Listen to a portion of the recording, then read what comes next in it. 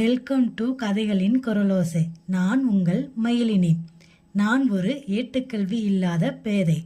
என்னுடைய வாசிப்பில் இந்துமதி அவர்கள் எழுதிய கன்னத்தில் முத்தமிட்டாள் அப்படிங்கிற சிறுகதையை கேட்குறீங்களா?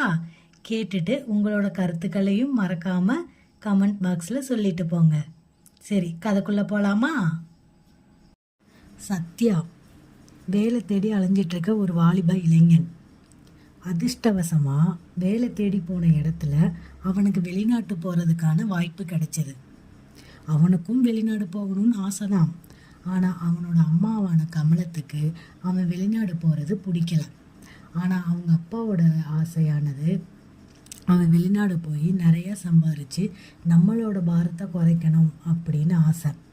இதில் சத்யாவோட ஆசையும் அவங்க அப்பாவோட ஆசையும் நிறைவேறுதா, இல்லை அவங்க அம்மாவோட ஆசை நிறைவேறுதான்னு பார்க்கலாமா? அதை நம்ம கதைக்குள்ளே போய் தான் பார்க்கணும்.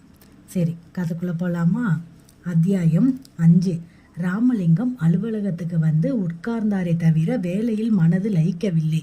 திரும்ப திரும்ப வீட்டு ஞாபகத்தில் உழன்றது. முக்கியமாக சத்யாவிற்கு அந்த வேலை கிடைத்து விட வேண்டும் என்று ஆசைப்பட்டது. அவனுக்கு வேலை கிடைத்து கணிசமாய் ஒரு தொகை வருமானமாக வரும் பட்சத்தில் இவருடைய பாரம் சற்று குறையும். லேசாய் இளைப்பாற முடியும். கொஞ்சம் நிம்மதியாக மூச்சு விட இயலும்.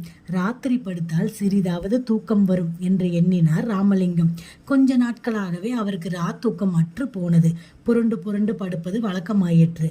நெருங்குகிற பண பிரச்சனைகளும் பொறுப்புகளும் உள்ளுக்குள் ஒரு பயத்தை ஏற்படுத்தி இருந்தன. கிட்டத்தட்ட 30 வருடங்களாக செய்து வருகிற இந்த உத்தியோகத்தில் சேமிப்பு என்று எதுவும் இல்லை. கடன் வாங்கி கட்டிய வீட்டையும் ப்ராவிடென்ட் ஃபண்ட் நிதியிலிருந்து எடுத்து சத்யாவை படிக்க வைத்ததையும் வீடு கட்டியதையும் தவிர கையிருப்பு எதுவும் இல்லை. ஊரில் சிறிது நிலமும் சின்னதாய் ஒரு வீடும் உண்டு. அதில் தன் தங்கையை குடியமர்த்தி தங்கை மகன் சிவாவை நிலத்தை பார்த்து கொள்ள செய்திருக்கிறார். சிவா என்கிற சிவசுந்தரம் கெட்டிக்காரன். விவசாய கல்லூரியில் பட்டம் பெற்றவன். மாமாவின் விருப்பத்திற்கு மறுவார்த்தை சொல்லாமல் ஊரோடு ஒன்றிவிட்டான். நல்லவன். இருவருடைய 2 ஏக்கர் நன்செய் விளைச்சலில் இவருக்கும் அரிசி அனுப்பி தானும் சாப்பிட்டு இன்னொரு ஏக்கர் நிலமும் வாங்கி இவர் பெயரிலேயே எழுதியவன். கிணறும் பம்பு செட்டும் டிராக்டருமாக தொழிலில் மிகுந்த அக்கறையாக ஈடுபடுபவன். அவனுக்கும் சத்யாவின் அதே வயசுதான். அப்பா இல்லை. அண்ணன், தம்பி, அக்கா, தங்கை என்று கூட பிறந்தவர்கள் யாரும் இல்லை. விவரம் தெரிந்த நாளிலிருந்து மாமாதான் எல்லாம். அந்த குடும்பத்தோடு அதிகம் ஒன்றி போனான். அதன் காரணமாகவே அவனுக்கு யாமினியை கல்யாணம் செய்து கொடுத்து அந்த பந்தத்தை வலுப்படுத்திக் கொள்ள வேண்டும் என்கிற எண்ணம் ராமலிங்கத்திற்கு உண்டு. ஆனால் யாமினிக்கும் கமலத்திற்கும் அந்த எண்ணம் இருப்பதாக அவருக்கு தெரியவில்லை. அவன் சென்னைக்கு வந்து வீட்டில் தங்குகிற போதெல்லாம் ஏதோ பட்டிக்காட்டனை பார்க்கிற மாதிரி பார்ப்பாள் யாமினி. என்னம்மா, கல்யாணராமன் வந்திருக்கார் போல என்று அடைமொழியில் அலட்சியமாக பேசுவாள் யாமினி. ஏய் யாமினி, யாரை கல்யாணராமன்னு கூப்பிடுற? அவன் உன் அத்தை பையன். நாளைக்கு உன்னை கல்யாணம் பண்ணிக்க போறவன். அவனை அப்படி கூப்பிடலாமா என்று இவர் மகளை அதட்டி இருக்கிறார்.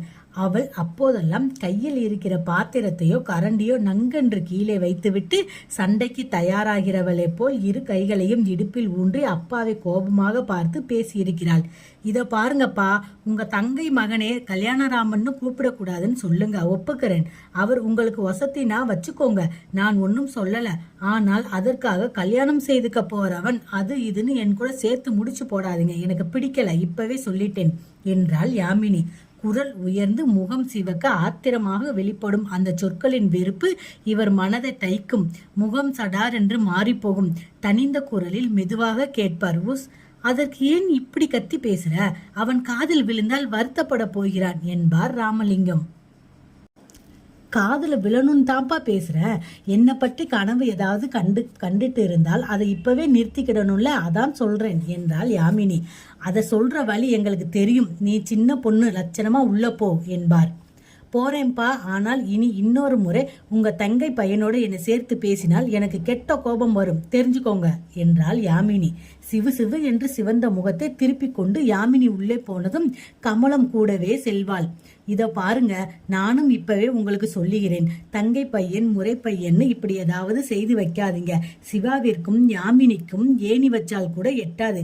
சிவா நல்ல பையன், தங்கமானவன், நம் குடும்பத்தின் மீது அபிமானம் உள்ளவன். நீங்க கீரின கோட்டை தாண்ட மாட்டான், எல்லாம் நிஜம்தான். ஊரில் நம் நிலத்தை பார்த்துக்கிறான், எல்லா விதத்திலும் நமக்கு ஒத்தாசையாக இருக்கிறான். கெட்டிக்காரன்கிறது எல்லாம் சரிதான், அதற்காக நம் பெண்ணை கட்டி கொடுத்து விட முடியுமா என்ன என்றாள் கமலம். பட்டணத்து பிள்ளையா, அவள் மனசுக்கு பிடிச்ச மாதிரி நாகரிகமானவனாக இருக்க வேண்டாமா என்றாள். ஏன் கமலம், இப்ப சிவா என்ன அநாகரியமாகவா இருக்கிறான் என்றார் ராமலிங்கம். இல்லைங்க, அப்படி சொல்லல. ஆனால் யாமினிக்கு வர்றவன் இப்படி வேட்டி சட்டை போடுறவனா இருக்க கூடாது, பேண்ட் சூட்டு போடுறவனாதான் இருக்கணும் என்றாள். ஓஹோ, நாகரிகம் என்பது பேண்ட்லையும் சூட்டிலையும் இருக்கிறதா உன் நினைப்பு என்றார் ராமலிங்கம். எதை வேணா என் நினப்பா வச்சுக்கோங்க, ஆனால் சிவாவிற்கு யாமினியை கல்யாணம் செய்து தர நினப்பு மட்டும் வேண்டாம். அது அவளுக்கு பிடிக்கல, எனக்கும் பிடிக்கல என்றாள் கமலம். நறுக்கென்று அதற்கு முற்றுப்புள்ளி வைத்து விட்டாள் கமலம். ஆனால் அவரால் அதை ஏற்று அவ்வளவு சுலபமாக ஏற்றுக்கொள்ள முடியவில்லை. மனசு அதற்கு இடம் கொடுக்கவில்லை. ஆரம்பத்திலிருந்தே சிவாவை தன் மாப்பிள்ளையாக்கி பார்த்து கொண்டு வந்திருக்கிறார். தங்கை பிள்ளை என்றதோடு மட்டுமின்றி மனசுக்குள் ஏற்படுத்தி கொண்ட இந்த உறவின் நெருக்கத்தினாலும் பண தேவை ஏற்பட்ட போதெல்லாம் ஊரை நோக்கி ஓடியிருக்கிறார். சிவா சத்யாவை இன்ஜினியரிங் காலேஜில் சேர்த்து விட்டு ரொம்ப அவஸ்தைப்படுறேன்பா, அதோடு வீட்டை வேற கட்ட ஆரம்பிச்சிட்டேன்.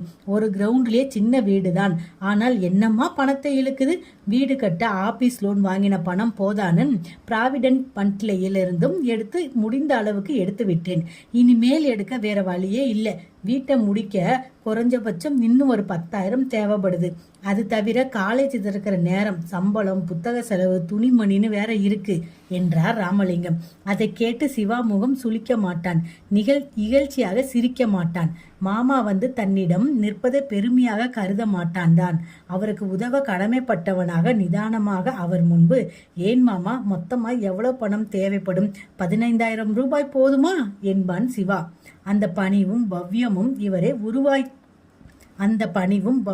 இவரை உருக்கியிருக்கின்றன. இந்த பையனை போய் யாமினி வேண்டாம் என்று ஒதுக்குகிறாளே என்று மனது ஆதங்கப்படுகிறது. கூடவே இவன் மனதில் அப்படி ஒரு எதிர்பார்ப்பு இருக்குமோ என்ற சந்தேகத்தில் அடுத்த முறை ஊருக்கு போன போது அவராக பேச்செடுத்தார்.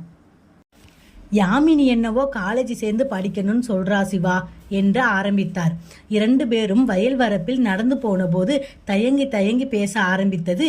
வேட்டியை மடித்து கட்டிய ராமலிங்கத்தை பின்தொடர்ந்த சிவா மிக இயல்பாய் சாதாரணமாய் சொன்னான். படிக்க ஆசைப்பட்டு உங்களுக்கும் அதில் சம்மதம் இருந்தால் படிக்கட்டுமே மாமா என்றான் சிவா. உங்க அத்தை வேணாம்னு சொல்றாள், அதுவே பிடிவாதமா நிக்குது. உன் அபிப்பிராயம் என்ன என்பதை தெரிஞ்சிட்டு போகலான்னு தான் வந்தேன் என்றார் மாமா. இதுல என்ன அபிப்பிராயம் எதுக்கு மாமா? தேவையே இல்லையே என்றான் சிவா. இல்லப்பா, அது என்று இழுத்தார் ராமலிங்கம். அவர் சொல்ல வந்ததை சொல்ல முடியாமல் தடுமாற சிவா அதை புரிந்து கொண்டவனாக நிதானமாக பேசினான். மாமா, நீங்க எதற்காக இப்படி கேக்குறீங்கன்னு புரியுது. யாமினியை பற்றி அந்த மாதிரியான அபிப்பிராயம் எனக்கு எதுவும் கிடையாது. என் நிலைமை தெரிஞ்சவன் நான். அவளுடைய மனசும் புரிஞ்சவன். தனக்கு இன்னும் அழகா பிடிச்சவனாக நாகரிகமாக உடுத்த தெரிஞ்சவனாக மாப்பிள்ளை அமையணும்னு நினைக்கிறாள். தப்பு எதுவும் இல்லையே. அது எல்லா பெண்களுக்கும் இயல்பான நியாயமான ஆசைதானே. யாமினி அதற்கு விதிவிலக்கு இல்லையே மாமா. நீங்க என் மீது உள்ள பாசத்தினால் எதையோ வேண்டாததை மனசில் நினைச்சு குழம்பிக்காதீங்க. வேண்டாத ஒரு பிரச்சனையை உருவாக்கிக்காதீங்க. அதனால தயவு செய்து யாமினியும் என்னையும் சேர்த்து முடி போடாதீங்க மாமா என்றான் சிவா. சொல்லிவிட்டு சற்று நிதானித்தவன், மாமா எதுவும் சொல்வாரோ என்று காத்திருந்தான். அவரிடமிருந்து பதில் வராததால் தானே மீண்டும் தொடர்ந்தான். மாமா, நான் ஏதோ விவசாயம் படிச்சுட்டு டிராக்டர், பம்பு செட்டு, நெல், அரிசின்னு இருக்கிற சாதாரண ஆள். 4 முழ வேட்டியும் மேலே வெறும் வெள்ளை கிளாக் சட்டையும் போதும்னு நினைக்கிறவன். சில நேரங்களில் வெறும் துண்டை உதறி தோளில் போட்டுக்கிட்டு நடக்கிறவன். காலையில் பழைய சோறு சாப்பிட்டு வயலுக்கு ஓடுபவன். அதனால் என்னையும் அவளையும் இணைக்க நினைச்சிங்கன்னா அது பட்டிக்காடா பட்டணமா என்றுன்னு ஒரு படம் வந்ததே, அந்த மாதிரி கதையாகி போயிடும். அதனால் இந்த பேச்சை இத்தோடு விட்டுவிடுங்க. யாமினிக்கு ஏற்ற மாப்பிள்ளையா பாருங்க. நான் கல்யாண வேலைகளை செய்து தரேன்.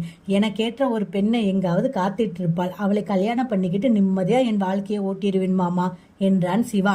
அந்த வெளிப்படையான பேச்சிற்கு பின்னர் யாமினியின் கல்யாணம் என்பது இவரை மறுட்டுகிற விஷயமாகி போயிற்றது. சிவாவை மாப்பிள்ளையாக்குகிற பட்சத்தில் எந்த கவலையும் இன்றி சமாளித்து விடலாம் என்றிருந்தார். ஆனால் அது அப்படி இல்லை என்கிற போது பயம் தோன்றியது.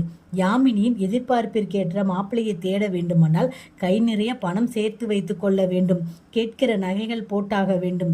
BA முடித்தவுடனே மாப்பிள்ளையை தேடியாக வேண்டும். அவள் கல்யாணம் முடிந்து கடன் அடைப்பதற்குள் அடுத்தவள் ரமா தயாராகி நிற்பாள். +1 படிக்கிற நித்யானந்தத்தை கல்லூரியில் சேர்க்க வேண்டும். அண்ணனை மட்டும் இன்ஜினியரிங் படிக்க வச்சிங்க, நான் வெறும் BAவும் BSCயும் தான் படிக்கணுமா? என்னையும் இன்ஜினியரிங் சேருங்க என்று போர்க்கொடி உயர்த்துவான். இதற்கெல்லாம் பணம் தேவை. 150 ரூபாய் சம்பளத்தில் வேலைக்கு சேர்ந்து இன்று 2000 ரூபாய் சம்பளத்தை எட்டி பிடித்திருப்பது என்றால் சாமானியமான விஷயமா? இதற்காக கல்லூரி மாணவனை போல் இரவு பகலாக படித்திருக்கிறார், பரீட்சை எழுதியிருக்கிறார், படிப்படியாக உயர்ந்து இன்று சூப்பரண்ட் ஆகியிருக்கிறார். ஆனால் இவரது நிலைமையே உயர்ந்த மாதிரி விலைவாசிகளும் உயர்ந்திருக்கிறது. இவரது படிப்படியாக உயர்கின்ற ஆனால் விலைவாசிகள் சடார் என்று உயர்ந்து விடுகின்றன. 150 ரூபாய் சம்பளம் வாங்கிய போது இருந்த நிம்மதி இன்று இல்லை. 2000 ரூபாய் பிடிப்பு போக கைக்கு வருவது போதுமானதாக இல்லை. 5 பேர் சாப்பிட, உடையெடுக்க, சம்பளம் கட்ட, புத்தகம் வாங்க, இதை தவிர உதிரியான எத்தனை செலவுகள்! மாத கடைசியில் சமாளிக்க இயலாத தட்டுப்பாடு என்கிற போது சலித்து போகிறது வாழ்க்கை. வாழ்க்கையில் விரக்தி ஏற்படுகிறது. எதற்காக இந்த வாழ்க்கை என்கிற கேள்விக்குறி தோன்றுகிறது. சாப்பாட்டிற்காக உழைத்து திரும்பவும் உழைப்பதற்காக சாப்பிடுகிற இது மாதிரியான வாழ்க்கையா? இந்த வட்டத்தில் உழவுவதற்கு மட்டுமே மனிதன் படைக்கப்படுகிறானா? இதில் உழன்று ஓய்ந்து போக வேண்டுமானால் இந்த பிறப்பு எதற்கு என்கிற விடை தெரியாத வேதாந்த கேள்விகளின் முடிவில் விரக்தியும் சலிப்பும் எஞ்சி நிற்கிறது. நாட்கள் போலவே அன்று காலையும் அவருக்கு அமைந்து போயிருந்தன. தலைக்கு தடவ தேங்காய் எண்ணெய் இல்லாமல் பாட்டில் காலியாகி கிடக்க இவர் எண்ணெய் தடவாமலே குளித்துவிட்டு வர நேர்ந்தது. இந்த மாதம் கடைசி தட்டு பாட்டில் முதல் தேதிக்கு முன்னும் எத்தனை நாட்கள் இருக்கின்றன என்ற கணக்கிற்காக காலண்டருக்கு போன போதுதான் அன்று திங்கட்கிழமை என்ற ஞாபகத்திற்கு வந்தது. சத்யா கங்காதாரனை வேலை விஷயமாக சந்திக்க போகிற நாள். அந்த நாள் வேலை கிடைத்து அவனும் சம்பாதிக்க தொடங்கினால் தன் பாரம் கணிசமாக குறையும் என்று நினைத்தான். ஓரளவு அந்த நிழலில் இளைப்பார ஆசைப்பட்டார். அதனாலேயே எதுவும் தவறி போகக்கூடாது என்ற காரணத்தினால் மனைவியை கூப்பிட்டு அவன் குடித்துவிட்டு வந்த வருத்தத்தை மனத்தாங்களையும் கைவிட்டு சந்தோஷமாக சிரித்த முகத்தோடு வழி அனுப்பி வைக்க சொன்னார். தானும் அவனை வாசல் வரை அழைத்து போய் பணம் ஏதாவது வேண்டுமா என்று கேட்கிற சாக்கில் அவன் அந்த வேலையில் அமர வேண்டியது எவ்வளவு அவசியம் என்பதையும் எடுத்து சொல்ல நினைத்தார். எனக்கு வயது 47 ஆகிறது சத்யா. 30 வருஷமா உழைச்சிக்கிட்டு இருக்கேன். உன்னைய படிக்க வச்சு உருப்படியா உருவாக்கியாச்சு. இதற்கு மேல் என்னைய கொஞ்சம் ஆசுவாசப்படுத்திக்கிறேன் நினைக்கிறேன். நீ கை கொடுக்க போவது பனைமர நிழலானாலும் ஒதுங்கி இளைப்பார ஆசைப்படுகிறேன். அதனால் உன் மாமா தருகிற இந்த வேலையை எந்த காரணம் கொண்டு மறுக்காமல் ஏற்றுக்கொள்ளப்பா என்று சொல்ல நினைத்து நாக்கு வரை வந்த வார்த்தையை சிரமப்பட்டு அடக்கி கொண்டு மனைவியிடம் சொன்ன மாதிரி மகனிடமும் சொல்லிவிட்டு வந்திருக்கிறார். சத்யா புத்திசாலி பிள்ளை.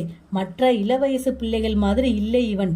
பொறுப்பு தெரிந்தவன், நேர்மையானவன். அதனால் இவனுக்கு புத்தி சொல்கிற மாதிரி இதையெல்லாம் சொல்வது அவசியமில்லை என்று தான் சொல்ல நினைத்து எதையும் சொல்லாமல் வந்திருந்தார். அலுவலகத்திற்கு வந்து தன் இருக்கையில் உட்கார்ந்தவருக்கு வேலையில் கவனமற்று போயிற்றது. ஒவ்வொன்றாய் பொறுப்புகளும் பிரச்சனைகளுமாக சேர்ந்து மறுட்ட துவங்கின. சத்யாவிற்கு வேலை கிடைத்ததோ இல்லையோ, கங்காதாரன் என்ன சொன்னாரோ என்கிற சந்தேகமும் கவலையும் மாறி மாறி தாக்க உடல் நலமில்லை என்று அரை நாளோடு அலுவலகத்தை விட்டு கிளம்பினார் ராமலிங்கம். வீட்டை நெருங்கின போது யாமினி கல்லூரியை விட்டு தெருக்கோடியில் நடந்து வருவது தெரிய ஸ்கூட்டரை நிறுத்தி ஏற்றி கொண்டு வந்தார்.